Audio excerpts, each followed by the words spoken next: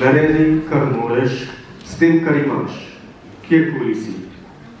Kadar si prizadevamo biti boljši, kot smo, se izboljša tudi vse okoli nas.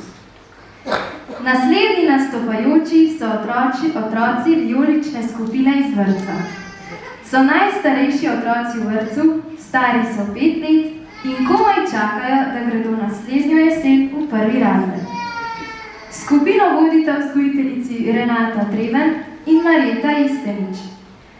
Na kitari jih bo spremljala Tina Istenič, zapeli nam bodo pesem Podaj mi roko, kar pogumno